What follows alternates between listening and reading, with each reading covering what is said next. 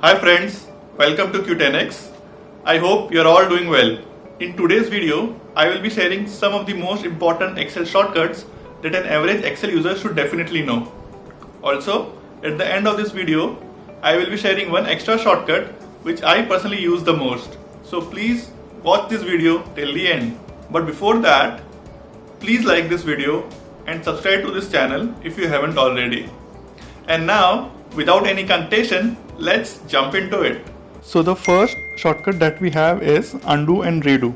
I'm sure most of the people would know the shortcut keys for undo, which is Ctrl plus Z, but very few people know that there exists a shortcut for its opposite as well, which is called redo, and that can be implemented with the help of shortcut keys Ctrl plus Y. Let me explain you with the help of an example. So let's consider the data set, which is a sample data set for us, and we will be implementing shortcut keys on this data set. So instead of this version, let's say price per unit, I want to type it like price per unit, like this.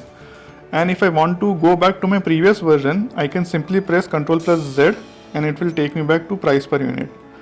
But if I again want price per unit thing, I don't have to type it again. I can simply press Ctrl plus Y and it will take me back to this version.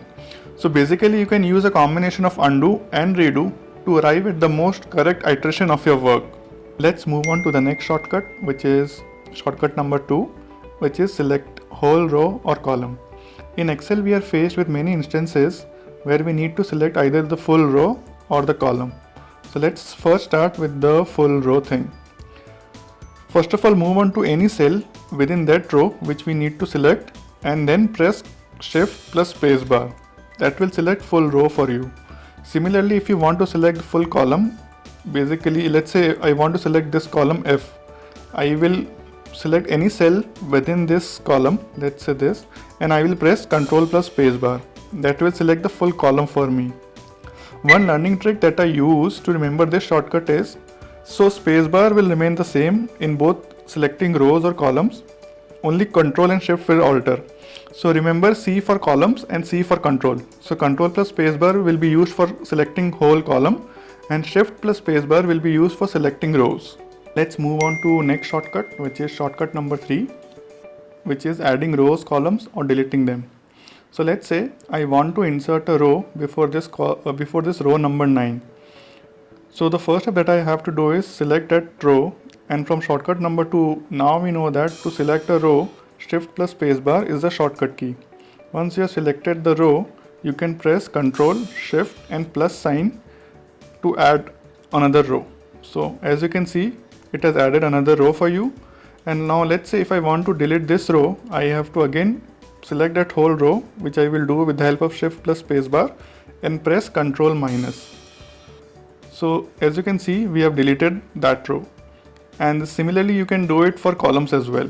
Moving on to next shortcut, which is shortcut number 4, which is like moving within tabs. Let me tell you, if you are using mouse and clicking on specific sheet to go onto that sheet, you are wasting a lot of time. So instead of doing that, you can simply use shortcut key Ctrl plus page up. So let's press Ctrl plus page up and Ctrl plus page down to move towards right. So if I press Ctrl plus page down, you will see that I will move towards sheet 2, sheet 3, sheet 4, sheet 5 in this. So as you can see, I am pressing by 1, 1, 1, 1, and if I again press Ctrl plus page up, it will move me towards the left sheet like this. So I would suggest you to use this shortcut key to move within tabs. Let's move on to the next shortcut, which is shortcut number 5, that is move to the edge of data. Let me tell you, if you are using the arrow keys or the scroll bar to move towards the end of the data like this and this cells, then you are wasting a lot of time, and you should simply drop that and start using Control and the arrow keys. So let's say if I am in this cell, if I want to move towards the rightmost cell in this row, I can simply press Control and the right arrow. It will take me to this cell. If I again want to come back to the downmost cell in this column, I can simply press Control and down. Similarly, Control plus left and again Control plus up. Moving on to next shortcut, which is shortcut number 6, selecting cells while moving to the edge of data. So this shortcut is in continuation with the shortcut number 5. So let's say if I press Ctrl and rightmost arrow key, it will take me to this cell. But what if I want to select these cells while going to that rightmost cell?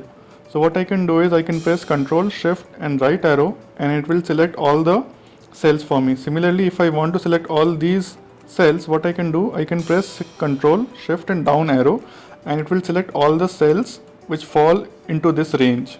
But let me give you one warning. So the cells that you choose shouldn't have any blank cells in between. So let's say if my total amount is in this column, and if I press now Ctrl, Shift and rightmost arrow key, it will take me to I, not K, because there is a blank cell in between.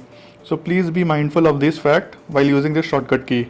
Let's move on to the next shortcut, which is shortcut number 7, which is repeat last action, and that can be done with the help of F4.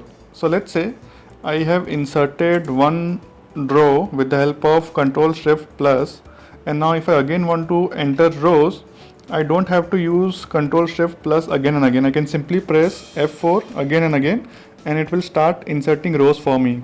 So F4 can be very helpful if you want to repeat your last action, whatever it might be. Now let's move on to next shortcut, which is shortcut number 8, which is how to hide row or column.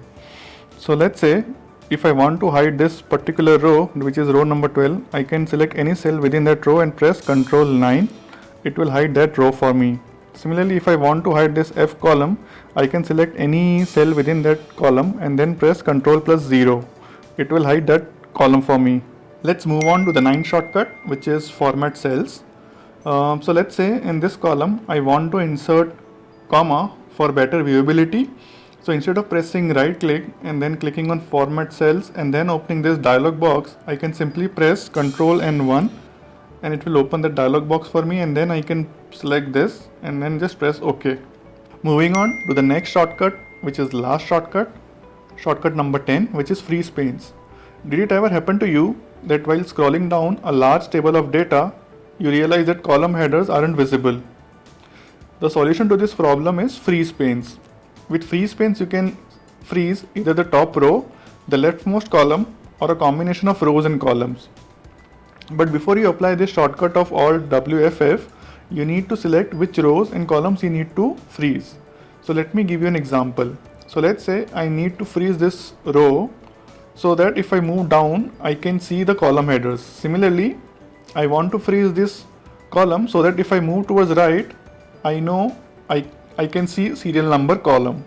So since I know that I want to freeze this column and this row, I will move one cell towards the right of this column, which is column G, and now I know I want to freeze row 4, so I will move towards row 5 in this. So here, once I moved here, I can then press Alt WFF. So the lines will appear indicating that freeze panes is now active. And now if you move towards, let's say, right, serial number will be visible. Similarly, if you move towards down, you will realize that column headers are visible.